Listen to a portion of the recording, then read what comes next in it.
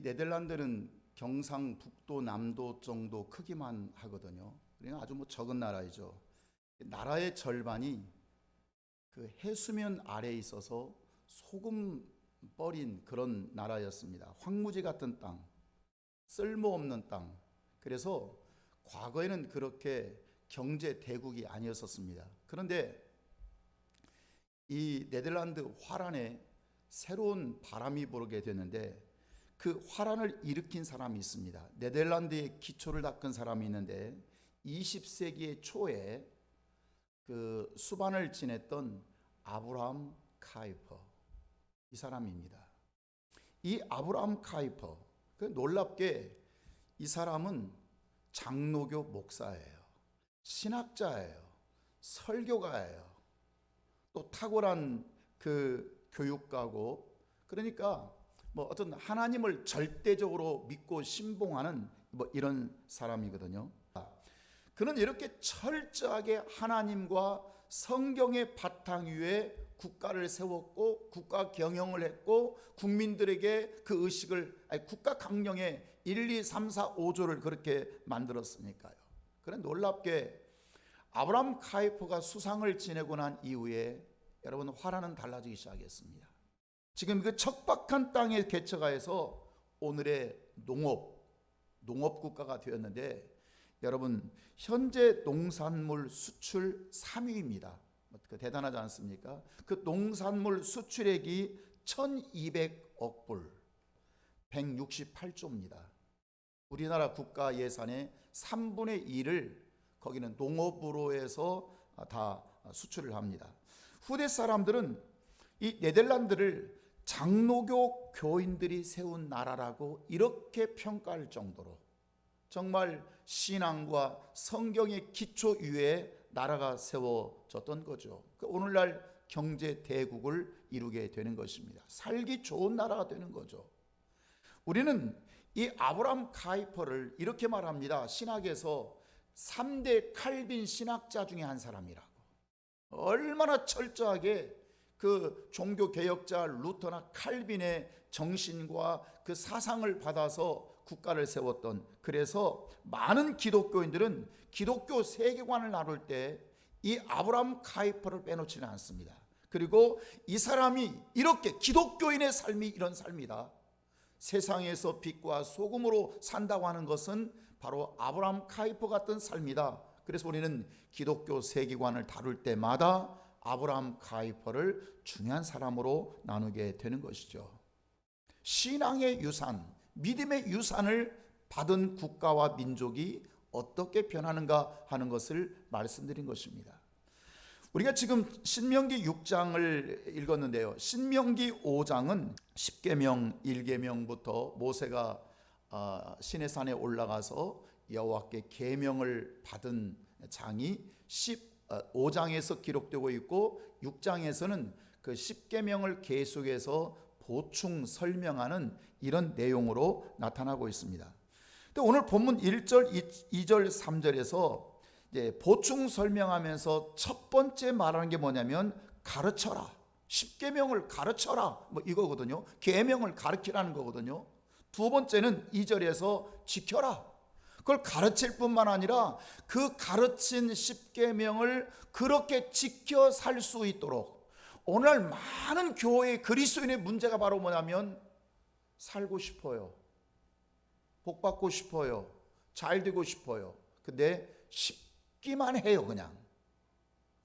우리는 뭔가 하고 싶다에 멈추는 것은 세상 사람도 똑같습니다. 세상 사람도 잘 살고 싶고 복 받고 싶고 행복하고 싶고, 그럼 우리 기독교인은 거기서 한 걸음 더 나가서 잘 살기 위하여 무엇을 할 것인가, 항상 doing이 중요합니다. 우리가 행복하기 위해서 무엇을 더 해야 할 것이냐, 이런 것이 더 중요한 것이죠. 세 번째는 행하라. 3절에서 행하라. 그것을 행하라. 그 대상이 누구냐면 2절에서 이렇게 말하고 있습니다. 자, 10계명을 가르치고 지키고 행해야 할 것에 대해서 2절에서 그 대상이 누구죠? 너와 내 아들과 내 손자, 3대에 3대.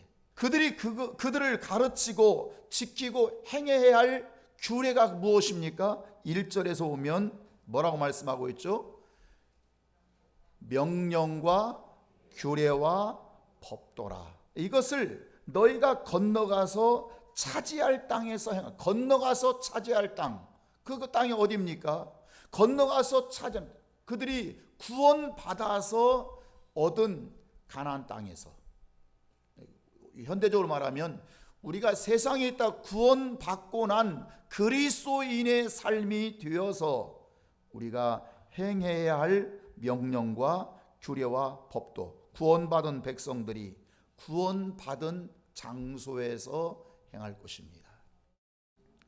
그러면 왜 그들이 그렇게 살으라고 지금 말씀하고 계시냐면 3절에서 두 가지 사건을 말씀하고 있습니다.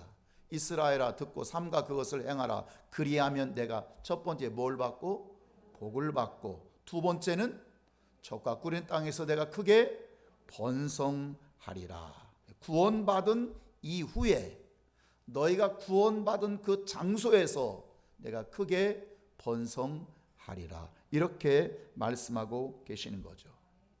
다시 한번 좀 정리해 보면, 자, 차지하기 위하여, 내 행복을 위하여, 내가 살기 위하여 명령과 규례와 법도를 가르쳐라. 두 번째 지켜라. 세 번째 행해라. 그것을 누구에게? 너 당대뿐만 아니라, 너 자신뿐만 아니라 누구에게? 네 아들, 네 자녀에게도, 그 다음에 더 나가서 네 손자 3대가 신앙의 유산으로 삼으라 하는 것이 오늘 십계명을 가르치시면서 주시는 첫 번째 핵심인 것입니다. 현재 지금 시카고 대학에서요, 노벨상을 받은 교수가, 현직 교수가 7명이나 있습니다. 받은 게, 지금까지 받은 건 97개인데요. 특별히 경제학 부분에서 시카고 대학 하나에서 받은 게 지금까지 경제학상 받은 것 중에 3분의 1이 시카고 대학에서 받았으니 이거 뭐 대단하지 않습니까? 97개 중에서 뭐 우리나라도 물론 한 개 있긴 있습니다. 거기도 시카고 대학 똑같은데 노벨 평화상은 한 개 똑같습니다. 그런데 물리학상, 화학상, 뭐 의학상, 문학상, 경제학상, 뭐 이것은 아주 골고루 배분해서 그 노벨위원회에서 줄 수 있는 모든 상을 평화상만 하나 받고 나머지는 전부 다 골고루 석권해버린 대학이 바로 이 시카고 대학입니다. 자, 여러분, 국가에서 하나 두 개 받기도 쉽지 않은 것을, 뭐 미국에 한 300여 개 되는데 그 중에서 어떻게 3분의 1이 한 개 대학에서 집중할 수 있었는가? 요게 이제 우리가 의문을 좀 가져야 되고 도전을 받아야 할 문제거든요. 자, 시카고 대학을 설립한 사람이 누구냐면 여러분 잘 아는 록펠러입니다. 록펠러가 52살 먹었을 때 알무쇼스라고 하는 병에 걸려서 죽게 시한부 인생이 됩니다. 오늘날은 뼈에서 피가 생성되지 않는. 그래서 그 당시에 뭐 대단한 거부였기 때문에 뭐 석유 개발, 뭐 광산 개발 뭐 등등 해서 돈을 어마어마하게 버는 사람인데, 그렇게 돈을 많이 벌은 50대에 죽게 생겼으니 뭐합니까? 그래서 어머니 유언도 있고 해서 그가 세운 대학이 이제 시카고 대학입니다. 뭐 시카고 대학뿐만 아니라 5개 대학 세우고, 뭐 여러분 그 지난번 소개했던 리버사이드 강변 뉴욕에 여러분 그 리버사이드 처치도 있고요. 하여튼 뭐 대단하죠. 그런데 그렇게 그 록펠러가 그 거금을 들여서 시카고 대학을 세웠으니 얼마나 건물, 시스템, 뭐 급여 대단하지 않겠습니까? 그런데 1892년부터 29년까지, 1929년까지 세운 때부터 소문난 삼류학교였었습니다. 건물은 뭐 기가 막히고 여러 가지 뭐 최고의 교수를 모셨지만 뭐 삼류학교라는데 뭐 어떻게 하겠어요? 문제 대학생들이 학교를 다니고 공부도 하지 않고. 그런데 이 학교가 1929년도에 5대 총장이 하나 들어옵니다. 그 사람이 로버트 허친스라고 하는 이 젊은, 그 당시의 나이 30살이에요. 우리 예수 믿는 사람 좀 함께 도전이 있었으면 좋겠습니다. 나이 30살에 시카고 대학 삼류 대학에 있지만 이 대학의 이제 총장으로 부임하게 됩니다. 그리고 이 시카고 대학에 왔을 때 여러 가지 이제 상황을 파악하고 난 뒤에 그가 첫 번째 시카고 플랜을 세웁니다. 시카고의 플랜. 그런데 그 플랜이 뭐냐면, 첫째는 졸업할 때까지 100권의 고전을 읽기. 100권의 고전. 또 이제 소개하겠습니다만, 그래서 총 144권의 책을 내놓고 이 중에서 100권, 이게 졸업 조건이에요. 이 책을 읽어야 졸업할, 무슨 시험을 보고 이런 거 하는 게 아니에요. 두 번째는 롤 모델을 정해라. 너희가 읽은 그 많은 사람들 중에서 정말 네가 좋아하는, 정말 네 스타일에 맞는 그 롤 모델을 정하고, 그리고 그 사람의 가치를 분석해라. 이 사람은 지금 얘기하고자 하는 이 사람의 사상이 뭐고 철학이 뭐고 가치가 무엇인가. 그리고 세 번째, 그 사람과 함께 너 자신의 꿈과 비전을 갖고 그 사람을 롤 모델 삼아서 살아라. 철학, 신학, 정치, 법률, 의학, 사상, 예술, 그 다음에 미래, 여러분 형이상학적인 문제까지, 그야말로 이 사람들이 대학을 4년 동안 졸업할 때까지 완전히 총망라해서 읽어버립니다. 저는 왜 시카고 대학에서 이렇게 아까 전 분야에서 다양한 노벨상이 나오는가, 저는 책 리스트를 여러분 인터넷에 볼 수 있습니다. 딱 보면 왜 이 사람들이 이렇게 다양한 분야에서 이 노벨상들이 나오게 되는가, 책을 보면 압니다. 그들은 과거의 전통을 무시하지 않고 그들의 전통에서 좋은 가치, 아주 중요한 것을 그들의 유산으로 받아가지고 그것을 오늘의 새로운 것을 창조하고 새로운 아이디어를 함께 집어넣으니 잘 될 수밖에 없잖아요. 여러분, 모세가 명령을 하죠. 명령과 규례와 법도를 지켜라.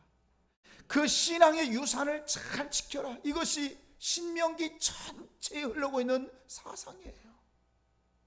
십계명을 주시고 그 십계명, 명령과 규례, 법도를 계속 지켜라, 행하라, 잊지 말아라. 너희 자녀, 너희 자자, 대대 손손이 지켜라. 이걸 계속 모세가 반복하는 것이 신명기예요. 그런데 사실 이스라엘 백성들은 신앙의 유산을 잘 지키지 못했어요. 그래서 만난 사건이 사사기입니다.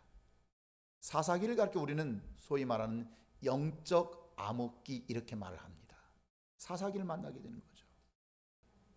여러분, 잘 사는 나라를 보십시오. 잘 사는 나라를 보면 그들의 특징이 뭐냐면, 공통점이 조상들로부터 물려받은 게 있어요. 물려받은 게. 그런데 보이는 유산은 전혀 받지 못했어요. 그런데 세계 속에 우뚝 선 민족이 하나 있어요. 그 민족이 이스라엘이에요. 이스라엘은 광활한 땅도 없고 자원도 없고 그렇게 땅도 작고 척박한 땅에서 2500년 동안 침략만 받아 파괴된 나라. 그런데 어떻게 세계의 우뚝 선 민족이 될 수 있었겠는가? 그들은 문화적 유산보다도 신앙적 유산이 오늘날의 이스라엘을 만들게 되는 거죠.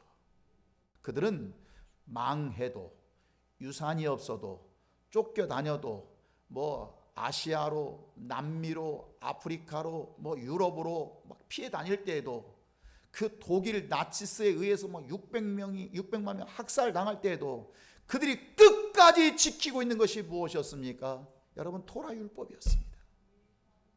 하나님의 말씀이었습니다. 그들은 제대로 된 교회도 하나도 없지만 그들은 가정 중심, 가정 단위로 회당을 만들어 놓고, 여러분, 회당에서 그들이 신앙의 유산을 전수하고 신앙의 유산을 전수합니다. 2차 대전이 끝나고 이스라엘도 팔레스타인에 독립을 했는데, 이 자그마치 1900년 만에, 약 1900년 만에 그들이 모였습니다. 세계에서 흩어졌던 디아스포라들이 모였습니다. 놀라운 사실이 뭔지 아십니까? 언어가 똑같아요. 1900년 동안 따로 살았다니까요, 각자. 그런데 언어가 아직도 히브리어를 쓰고 있어요. 두 번째, 예배 의식이 똑같아요. 예배 의식. 그들은 어디에 흩어져 있든지 토라 율법을 신앙의 유산으로 삼고, 그것을 유산으로 아버지가 죽을 때, 할아버지가 죽을 때 그걸 또 유언하고 죽어요. 그렇게 지켜왔던 민족인 것입니다. 그냥 토라의 율법의 말씀, 십계명의 말씀, 여호와의 계명과 말씀을 그대로 잘 전수하고 유산을 물려주면 그들은 지켰습니다. 그들은 효도했습니다. 그들은 문화를 잊어버리지 않았습니다. 그들은 예배의식을 잊지 않았습니다. 이것이 바로 쉼의 교회가 추구하고 가르치는 의미인 것입니다. 하나님을 이스라엘 백성들은 부를 때 아브라함의 하나님, 이삭의 하나님, 야곱의 하나님, 이렇게 많이 부릅니다. 이스라엘 백성들이. 이 말은 무슨 말이냐면, 그렇게 부르는 이유가 뭐냐면 자손들에게 지금 하나님이 계속 계승되어져 있다는 의미입니다. 여러분, 신앙의 유산이 여러분이 잘 자리 잡히기를 주의 이름으로 축원합니다. 마지막으로 여러분 말씀을 하나, 이 스플라우라고 하는 분이 책을 한 권 쓴 게 있어요. Objection Answered라고 하는, 한국말로 표현하면 반대 의견의 극복, 이런 책입니다. 아주 유명한 분입니다, 이 스플라우가. 여기 어떤 내용이 있냐면, 오래전에 독일의 한 유대인 그 가정, 유대인 소년에 대해서 기록하고 있는 거예요. 이 소년은 어렸을 때부터 이 자기 부친에 대한 깊은 경외심이 있어요. 존경스러워, 우리 아버지가, 유대인 가정에서. 그리고 이 아버지, 이 가족들은 항상 그 유대 민족이 갖고 있는 그 하나님에 대한 신앙을 실천하는. 그래서 이 소년의 부친도 가족을 회당으로 인도하는데 아주 충실했고, 그 가정이 늘 가정 예배를 드렸고, 말씀을 이렇게 함께 나누었고, 하여튼 어쨌든 그런 또 아버지가 이 소년에게는 대단히 우러러 볼 만한 존경스러운 인물이 된 거죠. 그런데 이 소년이 10대가 되었을 때 이 아버지가 다른 마을로 이사를 하게 되었어요. 큰 마을이 아니고 소도시예요. 그러다 보니까 그 지역에는 회당이 없는 거예요. 그래서 할 수 없이 그 마을 사람들은 루터 교회 하나가 있는데, 루터 교회를 중심으로 해서 다 모이는 거예요. 거기서 그 지역의 유지들도, 사업하는 사람들도, 뭐 힘 있는 사람들도, 또 평민도 다 루터 교회를 중심으로 해서 살아가게 되는 거예요. 회당은 없어요. 그래서 어느 날 이 아버지는 그 가족들에게 이렇게 선언을 해요. 우리가 유대교 전통을 버리고 루터교로 전향하자. 아무래도 사업상, 우리가 이 소도시에서 살기 위해서 사업상, 거기에 루터교에 많은 사람이 모인다고 했지 않습니까? 유지도 모이고 사장님도 모이고, 우리 식으로 표현하면, 그러니까 우리가 이 루터교로 다녀야 된다, 이렇게 편리상, 사업상, 먹고 사는 생활상 그렇게 설정한 거죠. 이 소년은 몹시 혼란스러웠습니다. 믿고 있었던 가치관이 흔들리기 시작해요. 독일에 가서 대형 박물관에서 깊은 독서와 깊은 사색을 하면서 책을 한 권 쓰기 시작해요. 그리고 드디어 한 권의 책을 만들게 되었어요. 그 책의 내용들은 이런 내용들이에요. 종교는 민중의 아편이다. 마약이라는 거죠. 그리고 자신이 사상을 추종하는, 나를 추종하는, 내가 지금 이 만들었던 이 사상을 추종하는 사람들은 하나님이 없는 삶을 살도록 해야겠다. 하나님이 없는 세상을 만들도록 해야겠다. 그 사람이 누구냐면 바로 공산주의자의 창시했던 칼 막스입니다. 이 칼 막스는 유대인이었습니다. 칼 막스는 철저하게 어린 시절 아버지를 신뢰하면서 아버지의 신앙을 신봉했던 전형적인 유대인들이 그 3대들이 그 이어받았던 신앙의 유산을 받았던 이런 소년이었습니다. 그러나 어느 날 그 아버지는 흔들리기 시작했습니다. 유산을 주지 못했습니다. 이유는 있었죠. 먹고 살기 위해서, 우리가 이 영국 사람이 아닌 유대인이 이 땅에서 살아남기 위해서 등등 여러 가지 방법, 이유는 있었을 것입니다. 그걸 설득을 했습니다. 그러나 그의 가치관을 흔들어 놓은 신앙과 사상, 여러분, 그것이 바로 오늘날 공산주의 사상을 만들게 되는 것입니다. 사랑하는 성도 여러분, 우리가 예수 믿는다고 하는 거, 우리가 교회 다닌다고 하는 거, 우리가 이 바이블을 믿는다고 하는 이 의미 속에는 단순하게 종교적 행위, 종교적 습관, 종교적 양식이 있는 게 아닙니다. 여기는 생명과 견줄 만한 사상이 들어 있습니다. 하나님의 사상입니다. 예수 그리스도의 진리의 사상입니다. 이것이 무너져 버리게 되면 교인은 단이나 더 이상 교인이 아니고요, 신앙의 어떤 형식은 있으나 더 이상 생명력 있는 그리스도인은 되지 못하는 것입니다. 끝까지 신앙의 유산을 지켜갈 수 있기를 주의 이름으로 축원합니다.